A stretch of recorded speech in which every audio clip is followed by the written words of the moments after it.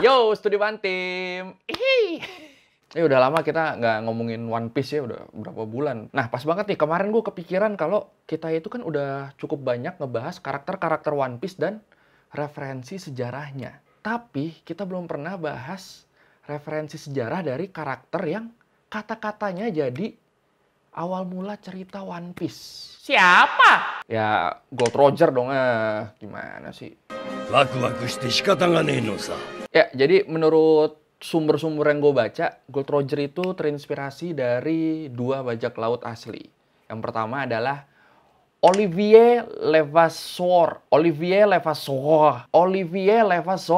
Nah, itu tuh, ya Allah. Ketemu lagi yang bahasa Perancis nih, aduh, susah. Ya, pokoknya itu. Olivier Levasseur dan Henry Cavill. Nah, Henry Cavill mah artis, goblok. Olivier Levasseur dan Henry Avery. Nah, itu. Ya udah mulai penasaran ya? Oke, langsung aja kita bahas di Learning by Googling edisi One Piece di dunia nyata. Ashikero Yumewa! Levasseur ini lahir di Calais, Prancis antara tahun 1688 sampai 1690. Nggak tahu tuh pastinya, pokoknya antara tahun itu aja. Nah, dulu dia dapat julukan Le Bûcher. Apa sih dibacanya? Ya pokoknya itu yang artinya adalah elang. Nah, julukan ini dikasih karena kecepatannya dalam menyerang musuh. Nah, masa kecilnya Levasseur ini nih bener-bener mirip Blackbeard ya. Sama-sama lahir di keluarga berada. Nah, kalau di Prancis berarti lahir dari keluarga bourgeois. Ya pokoknya pendidikannya terjamin lah sampai akhirnya dia masuk Angkatan Laut Prancis. Lah?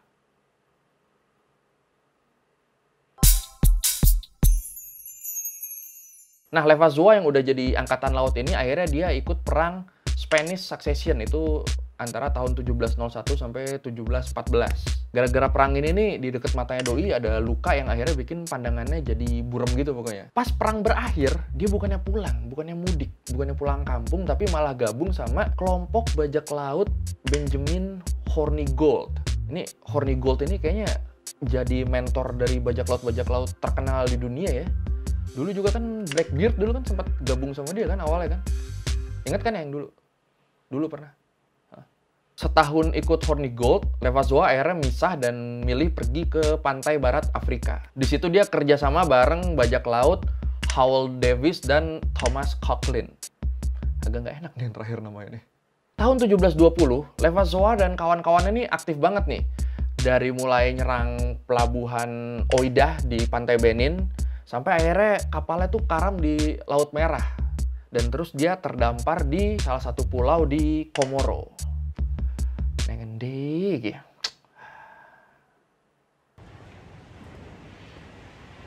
Oh no. Pas dia terdampar ini nih, matanya yang tadi buram tuh yang satu tuh itu udah bener-bener buta. Dan di situ akhirnya Levasseur memutuskan untuk pakai penutup mata. Nah, ini juga sepertinya yang bikin tren bajak laut pakai penutup mata ya. Hati-hati loh, gini-gini Levasseur itu trendsetter loh. Emang Prancis selalu gitu tuh, jadi pusat fashion dunia bahkan bajak lautnya. Tahun-tahun selanjutnya nih jadi masa-masa kemasannya Levasseur banget nih. Dari mulai dia bikin markas di Pulau Saint Mary, itu tuh satu pulau di dekat Madagaskar, sampai akhirnya dia selalu ngebajak kapal-kapal yang lewat deket pulau itu. Pembajakan Levasseur yang paling besar ini ketika dia berhasil ngejarah satu kapal Portugis yang penuh dengan harta benda milik Uskup Goa. Alah besar, emangnya dapat apa aja sih? Oh, banyak.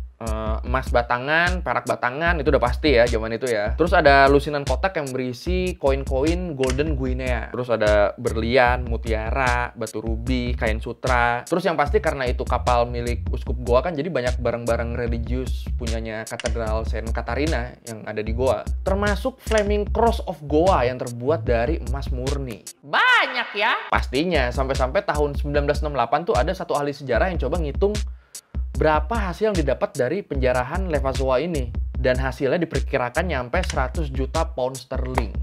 Edan.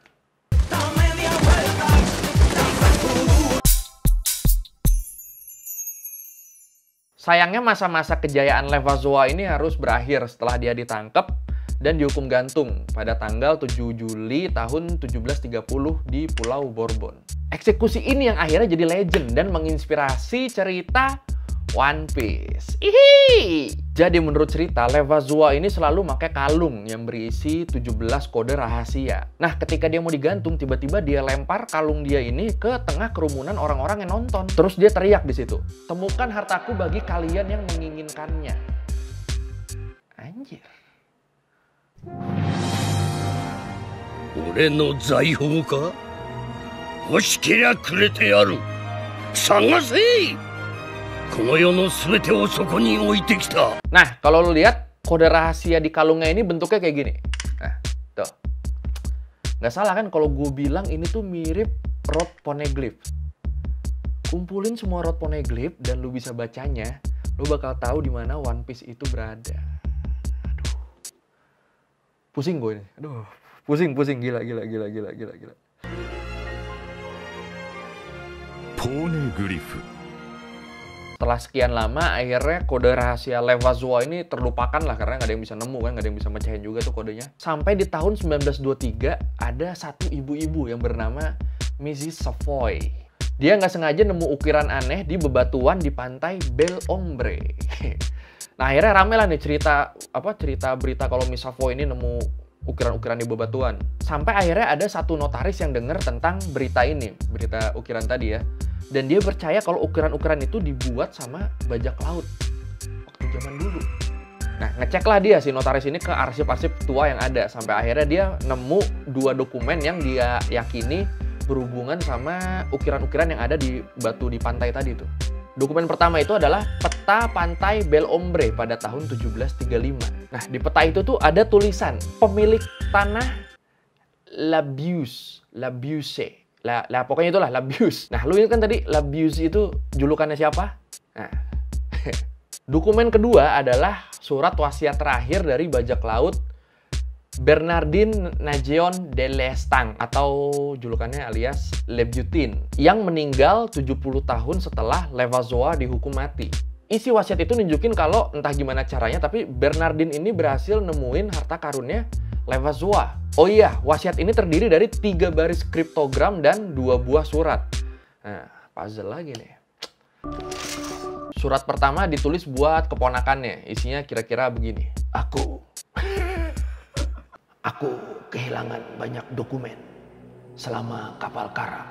Aku telah berhasil mengumpulkan kembali sejumlah harta yang disembunyikan. Namun masih ada 4 lagi yang tertinggal. Kamu bisa menemukannya dengan kunci dan kombinasi. Dan dokumen-dokumen lainnya. Nah, terus surat satunya lagi ditulis buat kakak laki-lakinya. Dan ini isinya lebih gila. Kapten kami terluka. Dan ia berusaha memastikan bahwa aku adalah benar seorang Freemason. Setelah yakin, ia mempercayakan semua dokumen-dokumen dan rahasianya kepadaku. Berjanjilah bahwa anak tertuamu akan mencari harta tersebut dan membangun kembali rumah kita. Komandan akan menyerahkan dokumen-dokumen tersebut. Surat-surat tadi tuh nunjukin adanya keterkaitan antara Freemason, lu tau kan Freemason ya? Tahu dong. Antara Freemason dengan hartanya Levallois. Aduh, main fuck abis ini gila. Merinding jir gue beneran tuh. Nah, notaris ini akhirnya ngehubungin Miss Savoy dan mereka melakukan penggalian bareng-bareng di batu yang ditemukan oleh Miss Savoy tadi. Hasilnya ditemukan 2 peti mati dengan 2 kerangka dan 1 kerangka tanpa peti mati. 3 kerangka ini dipercaya sebagai kerangka bajak laut. Kenapa? Karena ditemukan cincin emas di sisi telinga kerangka ini. Bajak laut dulu piercingnya glowing-glowing semua kali ya. Tapi sayangnya nggak ditemukan harta karun apapun di situ. Tahun 1947 ada orang Inggris namanya Reginald Cruise Wilkins. Dia ini tetangganya Miss Savoy. Nah, Wilkins ini mulai mempelajari dokumen-dokumen tersebut yang tadi ditemukan sama notaris tadi tuh. Setelah usaha panjang, Wilkins berhasil mecahin sebagian dari kode rahasia tadi. Kode rahasia tuh apa sih biasanya nyebutnya?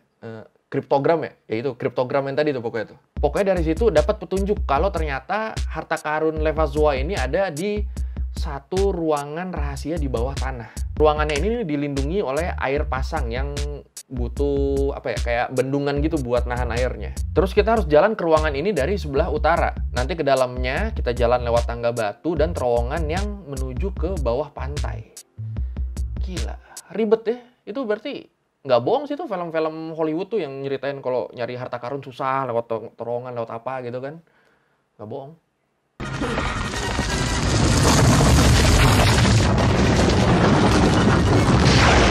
Nah, yang gila lagi nih, abis satu lokasi ini berhasil digali, Wilkins ini selalu menemukan barang-barang kuno dan petunjuk berikutnya. Jadi ya ngegali banyak Wilkins ini, tapi ya nemunya gitu-gitu aja. Peti, pistol kuno, duit kuno, sama ya petunjuk selanjutnya.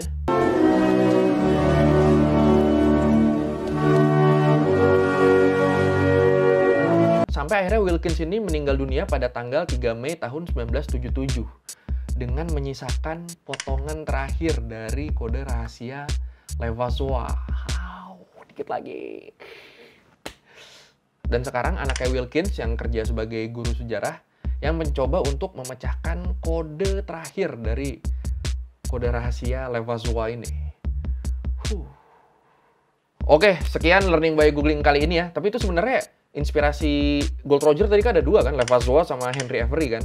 Yang Henry Avery ini belum kita bahas nih. Apa perlu dibahas atau enggak? Coba komen, kali ada yang penasaran. Thank you udah nonton ya. Jangan lupa like, comment, subscribe. Kita bisa diskusi di komen juga. Suka gue balas-balasin kok di situ kok. Kalau ada kepikiran karakter One Piece atau tokoh bersejarah lain yang mau diangkat atau daerah apa, tinggal komen aja pokoknya. Kita ngobrol di situ. Studi banding bakal tetap ada kok, tenang aja. Ganti-gantian aja pokoknya. Oke? Thank you udah nonton. Bye.